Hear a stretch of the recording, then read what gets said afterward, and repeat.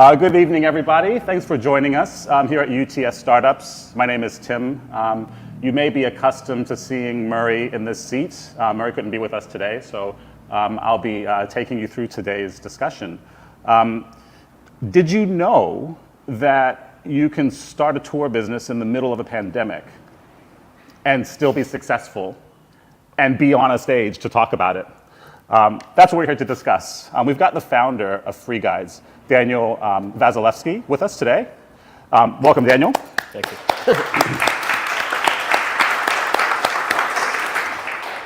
If you're new to the UTS Startups Confessions series, this is an opportunity for us to explore the story of young entrepreneurs, tech-enabled entrepreneurs in Australia. And Daniel's a wonderful example of this. Daniel, you have a business, FreeGuides. Tell us, what is this business all about? Yes, I'll tell you. So number one, I'm going to be very transparent and honest. It's not being recorded, so it's fine. No one will know what I'm saying. Just this room and everyone on Facebook, LinkedIn, and YouTube, that's all.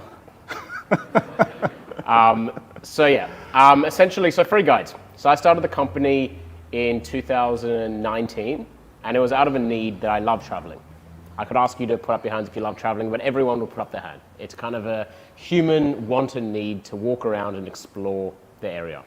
So I did that in Sydney, and then anytime I'd travel, the number one first thing I'd do is I'd go on a free walking tour.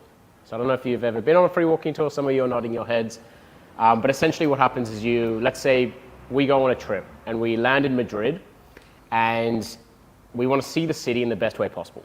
So typically what you'll do is you'd go on a free walking tour where you meet a local who is typically organized by the government, or they are paid in some way from the government, and it's very regulated. They take a group of people, same time every day, 11 a.m. from the same place, and they walk you through the city. And then at the end of the tour, the person says, this was a free tour, but if you'd like to pay, you can. And you give some sort of money to the guide at the end. I did this everywhere. And the reason I did is because I loved it for two reasons. Number one, you could pay anything you wanted. I saw lots of people just kind of, the second he said this is a free, they'll start running away. Second is, I started asking, who are these guides? Who are the people taking me on these tours? Who are the people that actually giving up their days to walk random people through the city? So I started asking them. So I got a couple great answers. One, I was in San Francisco, and it was a guy that works at Tesla, and he was an engineer, and he just he wasn't getting the human interaction from his colleagues, so he wanted to walk people through the city. Another one was in Tokyo, and that was actually the only actual free tour I went on, where it was me and my ex-girlfriend, and it was just the two of us. It was supposed to be a group walking tour, but only two people turned up, me and my girlfriend, and she wouldn't accept our money. She walked us through Tokyo for about 4 hours, and she just wouldn't do it. And I said, why? What are you doing with your life? Surely you need some money for this. And it was purely to practice her English, that she wanted to be involved with more English speakers. So that was where the idea came from, that I wanted to make this a bigger idea. I wanted to make it so that anyone could create these types of tours, and more importantly, they could be monetized, that you could actually see this as a business and you could actually make money from these tours. Then the plan was to create the actual product. Develop the product, got a team around it, made it. Plan was to launch in April 2020. It was a guided tour company, meaning you open up the app and it shows you meet Daniel in UTS at 11 a.m. every Tuesday, and he'll walk you through it. Not the best time to launch an in-person travel company, right as the pandemic's kind of really taking off. So never forget it, I was sitting in my brother's apartment, and my CTO, this was in December 2019, and he was saying, there's this thing, COVID, we should probably be aware of it. And I was like, nah, this isn't going to be big. It's not going to affect us. It's going to be fine. It affected us really, a lot. So we had to change the entire business, and I'm sure we'll go into more detail, but essentially that's what FreeGuides started off as. And then that allowed us to pivot into self-guided experiences. What does that mean if you can explore your city or a new city through a local's eyes, but with your own phone? And then that pivot allowed us to close venture capital and then grow to where we are now. But fundamentally, the pandemic actually was a great opportunity for us. Right, great opportunity in the sense that it created the need for this pivot to a more scalable model. I think to a certain extent it allowed us to be venture backable. Before we were a small business, we could only have so many employees, we could only have so many guides. We had to vet each of the guides, make sure that they weren't bad. It was just a much smaller business. By allowing it to be a software play purely, it allowed us to be a lot more scalable. From that decision, from the day we decided we were going to be exclusively self-guided versus guided experiences, about 2 months later, we were live in the whole of Australia, not just Sydney. And then 2 weeks after that, we were live in New Zealand. And then a month after that, we were global, everywhere. So that simply wouldn't have been possible with our previous model. And to be honest, I probably wouldn't have ever gone down the self-guided route entirely. I was quite stuck in my ways. I thought guided tours are the way to go. But then the circumstances changed and we had to pivot. We had to change our mentality. And then ultimately, it made VCs and investors a lot more interested. Right. So sounds like this was not your first rodeo. You had a plan. You had gone on these walking tours yourself. Yep. You noticed that there was an opportunity to maybe do this thing a little bit differently by opening up the marketplace, so to speak, so that others could produce these tours and get paid for it. What are the things that led you to the point where you are in a position now to take this idea, build an app, create a launch plan, scale globally within months? How did you get to that point to begin with? Yeah, so I'll say a little anecdote, which is just how the idea came out to be. So I was literally sleeping and I woke up and I was kind of, when you have, they're not ideas as such. They're more like clouds that haven't formed into like anything yet. So I was like, I love walking tours. I didn't really have an idea. And I came up with a name first. And I was like, FreeGuides.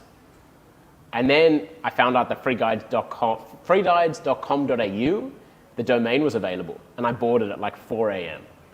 just on my phone. I was just like, it's going to get taken.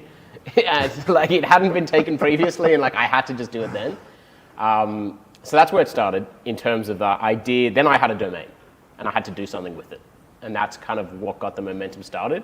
Does anyone else out there have a domain name for some future business venture? I've got like 20. Yeah, a few. Yeah. Step one. No. Buy your domain name. Don't buy all the domains. Don't do that. No one's buying them. Yours will probably be available for much longer. But in terms of where my journey started, that's not where it started. That was where I had the idea for FreeGuides, and it then eventuated to what it is today. But in terms of where my journey started, we'll go far back. So I was 2 years old. No, I wasn't 2. So I was very bad at school. Always worst in English. I, by mistake, got put into advanced English when I should have been in standard. The teacher basically told me one day, we can't have you in the class. You're bringing down the average. And I'm like, that's a bit rough, especially because it's parent-teacher. My mom's right here. And then either way, found my way to stay in advanced English. But what I'm trying to say is that I did not the traditional study route. So I always had to find different ways of doing things. So for instance, YouTube has taught me everything in life. I'm a very visual, auditory person. So I was just living my life one day. I was in year 10. My parents went away. And my sister took me to Woolworths and said, we should make cookies. You know how to make cookies. So I made cookies. And it was pretty bad, to be honest. And I was like, I feel like I can make these cookies better. So altered the recipe, changed it. Went to school one day, about 10 cookies, almost instantly sold out. And I'm like, wow, that was pretty fun. And especially because it was illegal to sell cookies at school. So there was this secretive aspect behind it all. And then we were discussing previously, and we were talking about what makes people do that. Why do people stay up late to build businesses? Why do they want to pursue something that ultimately could be a huge failure. And I think it's very much the process. And what I was saying is that, yeah, the 10 cookies were exciting, but for instance, I never counted how much money I was making. I was just more enthusiastic about what industrial meat slicer I needed to buy to slice the frozen cookies to get them to the right width. And then what chocolate. So we had like 3 chocolate tastings of what milk chocolate was the cheapest per cost to overall outcome. Then also designing, realizing that I couldn't sell the cookies, so hiring someone. So I literally at lunchtime sat in a room and interviewed my friends, which in hindsight is ridiculous. And then I had to like call one of them and be like, sorry, we've chosen Jesse instead of you. And it was like, but that was really exciting. And I think I still get that rush of you have a problem or you have something that you're working towards, and what are the small steps to get there? And once you achieve them, these small steps seem minuscule compared to the things you're dealing with. And for instance, evading being caught. How do we sell cookies under the table? So I think that was what inspired my entrepreneurial journey, and realized that I didn't have to get a job. I didn't have to do those types of things to do what makes me happy. And then went to UTS. So I'm a UTS alumni. So I started in 2013.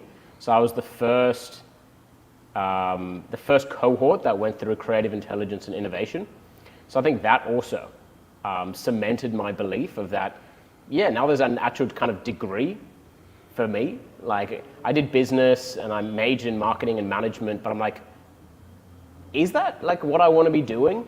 So creative intelligence kind of opened my eyes to that there was many more options. And even if there's a degree for this, there's probably a job somewhere. And then I was at creative intelligence, and I had to stop selling cookies because I left high school and I couldn't be that old guy coming to high school selling cookies. That's a bit even more illegal. Even more illegal. That's not just school illegal. That's like public illegal.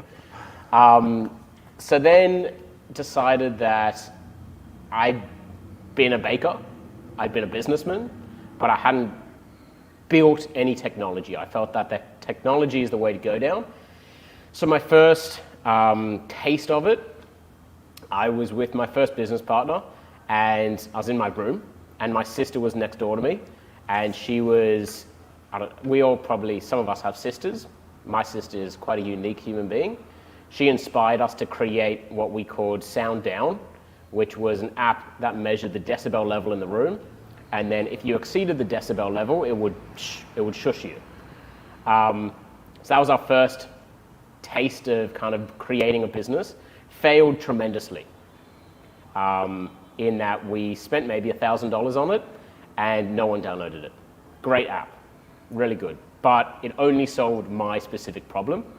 What we did later is we remarketed it. Instead of it being Save Daniel from His Sister app, it was the quiet game, and it was for parents trying to get their kids to be quiet, and then it would kind of give rewards if you stayed quiet for a long enough period of time. So then that was my first app. Then the second was a game. I'd made an app, hadn't made a game. This was back in 2015, 2014. Games were big. So I drew a little sketch of what I thought would be a fun game. Went on to freelancer.com. I don't know if you guys have seen Freelancer or used Freelancer. If you're in this room, you're obviously interested in entrepreneurship, startups, creating businesses. I see there being 2 choices. You either do it in-house or you do it out. If you decide that you want to do it not internally and you want to hire elsewhere, Freelancer is an incredible, incredible tool. I would say YouTube, in terms of changed my life, being able to show anything I want to learn, and then Freelancer is get anything done for a reasonable price. So for instance, Sound Down cost $1,000. Color Jump, which was the game, cost $2,000. And that included a revenue model where we had ads and then made profit from that. And still, FreeGuides, we use Freelancer all the time. And then essentially made the game, and then later on, but I think there's other questions. Yeah. No, that's great. So, I mean, what I'm hearing through there is really is 2 really powerful threads. The first one, like obviously, you're a successful entrepreneur, right? And what do people normally think of entrepreneurs? What did this guy create, right? What value did this person bring into the world? You didn't invent cookies, no. You didn't invent apps or games. You didn't even invent walking tours, shocker. Nope. But yet somehow you've managed to do these things a little bit better and make money out of it. It's an incredibly powerful approach to entrepreneurship, right? Just finding the small little cracks and exploiting them. And the enablers, the learning from YouTube, leveraging Freelancer. It's funny, like a lot of time, obviously we're here in a university and we think, oh, well, universities are around to teach us how to do the next thing. But yeah, it's amazing the power of YouTube. What did you learn from YouTube, out of curiosity? We would need a whole nother conversation. We would need to see literally everything. The best thing you learned on YouTube? The best thing I learned, I have no idea. I can't answer that question. But it's just the general being able to search for anything. Yeah. We just moved from Wix to Webflow on our current website. Wix was terrible, but it was great at the time when I first did it, and I bought the domain at 4 a.m. and at 5 I started making it on Wix. So it kind of worked perfectly then. Now it was a bit terrible.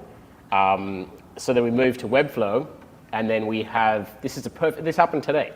Moved to Webflow, great. Found the freelancer who's based in Philippines, made the website last year. Then he was too expensive for us to update it. So we found a new guy in the US who was terrible, really bad freelancer. So then I had to teach myself how to use Webflow, which I wasn't expecting to do earlier this week. And I don't know if you've ever seen Webflow. I don't know how to code, and I was sold, oh, Webflow, it's gonna be like drag and drop. It kind of is, but also breaks your entire site at the same time. And I didn't know that it was live at this, moral of the story, YouTube taught me how to do it. Yeah. At least gave you the courage to try. Yeah. No, I've got enough courage. Yeah. That's not the problem. It's I break things by accident. Fantastic. So we've talked about the things that have enabled you, the outsourcing, the YouTube learning. You've had what now, 3 or 4 different businesses. Have you ever had a job? Yeah, so essentially, first job I ever had. So year 10, I realized entrepreneurship or process development in the larger scheme of making money or selling something was what I liked doing. So what I realized is I want to try and get a job that allows me to do that. So my very first job was at, it's very strange to say, but it was at a mining company that pivoted, and they got listed on the stock exchange. I don't know if you've heard the term SPAC, but it's where a company buys a publicly listed business so they don't have to go through the regulatory requirements to become public. And it meant that this company had all this money because they were a mining company, but then they pivoted to be an app to have chat rooms in bars. So I was their intern. So for 6 months, it was maybe like 6 weeks, I was scraping Google Maps listings for bars and restaurants. And so that was my first ever job. And I'm like, wow, this is the life, this is amazing. And it allowed me to, what was interesting is that they ultimately, number one, I saw what it was like to manage a business and getting very, very, very high quality, high caliber individuals. What's the difference between okay workers and actual builders of businesses? Sadly, the business they were building wasn't a good business and it ultimately failed. But the people that I met were very aspirational. I realized that's how you should operate, even in a startup, that you hold people accountable and you deliver, ultimately. Then after that, I loved that job, but I'll never forget it. Before I left, this is also startup life, I said to him, I'm going away for 3 weeks. When I come back, do I have a job? And he's like, absolutely. We try and keep our staff as long as possible. They're like family. I'm like, well, I'm part of a family. And then I was in Canada a day before I was supposed to arrive back, and I send him a message, And I'm like, hey, just checking up, should I come to work the day I arrive or like a week later? And he's like, oh, actually, there's not much work to do right now. If you come back, you'll just be sitting on your hands. I'm like, what? Who says that, number one? And like, what a way to let me go. Like, I asked. So then I had no job. Finished university, no job. And I'm like, shit, like, what do I do? Luckily, it just happens. And I think what you'll find in life is, I often say there's like, you grow the most in the gap, which is that you're comfortable, then you're very uncomfortable. And it feels like life is like not working at all. But that's typically where you find yourself, and when you get opportunities and you put yourself in hard situations, and then you find yourself again. And often what I find is if I'm too comfortable, you should actually make yourself uncomfortable a little bit. So didn't have a job.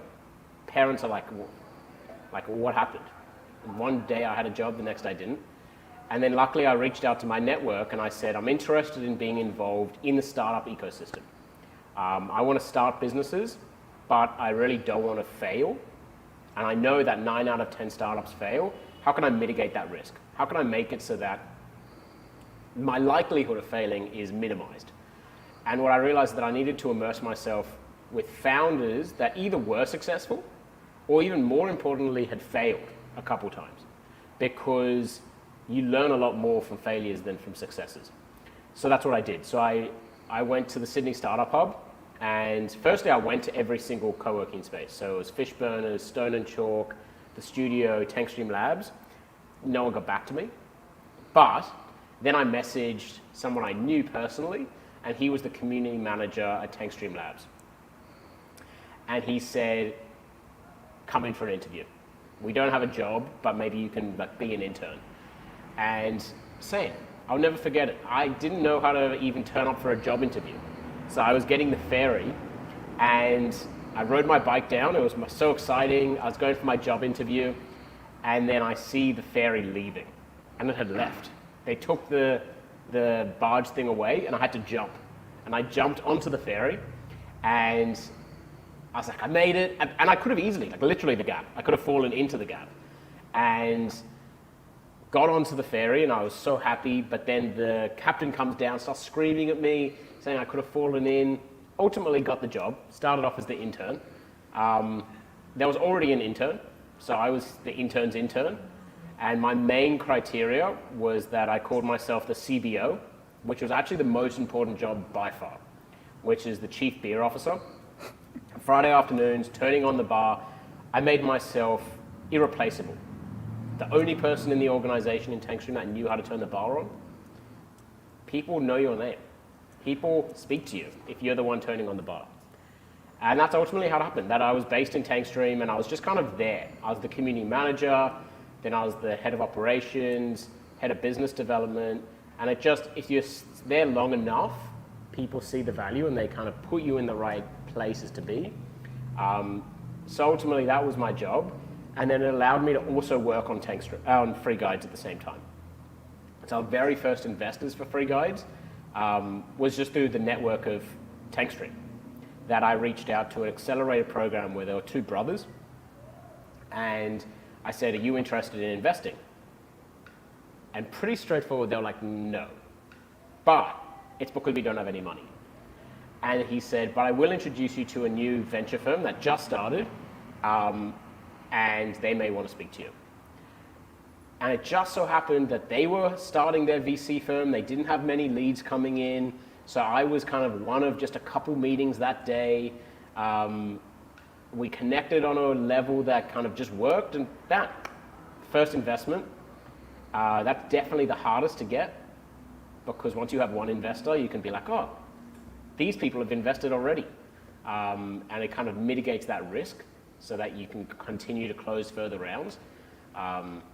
But essentially, that's my job experience. Yeah, nice. So rather than put yourself in the most financially productive role that you could find, you found the one that was most aligned with where you wanted to go, which was to be an entrepreneur. And it just so happened to be the first source of funding for your big breakout. Yeah, I think I was a very unique experience because I always knew that I wanted to go down entrepreneurship. And to be perfectly honest, I thought it was going to happen faster. Right. I thought, I'm going to immerse myself in this co-working space, and like 6 months, I'll be selling the business for $1 billion, and it'll be great. Didn't work out like that. We'll give you a couple more years. Yeah, a bit longer. Next month. Yeah.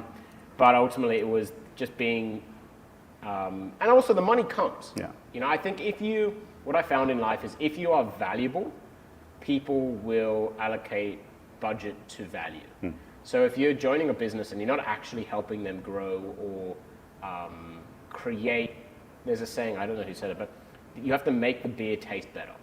Focus on the things that actually make you better or make the business better. So when I was the community manager, I helped the community grow. When I was the head of business development, I would take customers in and nurture those leads. So it's a very much, if you're an entrepreneur and you're passionate about doing exciting things, find the things that give you passion and then go down that route, because if you're passionate about something, you'll offer more value to that business. So where then, you mentioned earlier about really finding the opportunities for growth in those periods of discomfort. You're doing pretty well at FreeGuides. What's your next big source of discomfort? As a startup founder, you're either months away from failure or months away from completely changing the trajectory. So I was saying this to my girlfriend yesterday. Everyone's a train going down a train track. Every decision you make kind of puts you in different directions. So yesterday I chose poached eggs instead of scrambled eggs. Small decision, pushed me a little bit to the side. Then I decided I ride my tiny little bike outside every day, could die. Like just literally could go the other direction. Still, smaller direction. But what I found with startups is that one email, one message, like literally an elevator ride could change the entire, it may seem like a small decision, but actually you're going in a completely different direction. So I think last week, if you'd asked me that question, I would have been concerned. But we had a very good customer who's probably a few days away from signing, and that will change our entire trajectory. Nice. And if you could ask anything from the audience that we have here, what can they do to help you with FreeGuides? Yeah, sure. So FreeGuides, platform that allows anyone to create self-guided walking tours.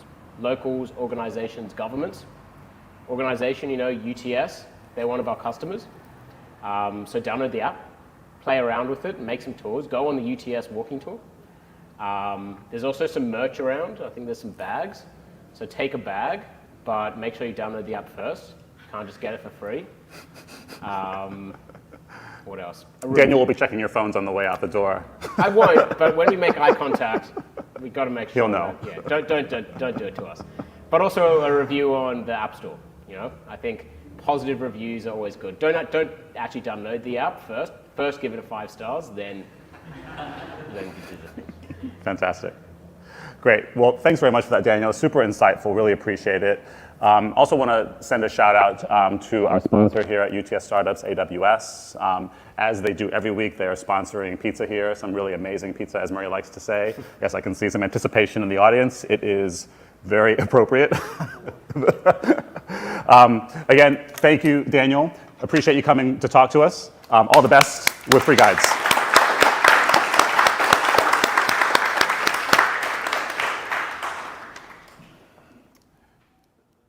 And we're good. So now, if there are any really cheeky questions,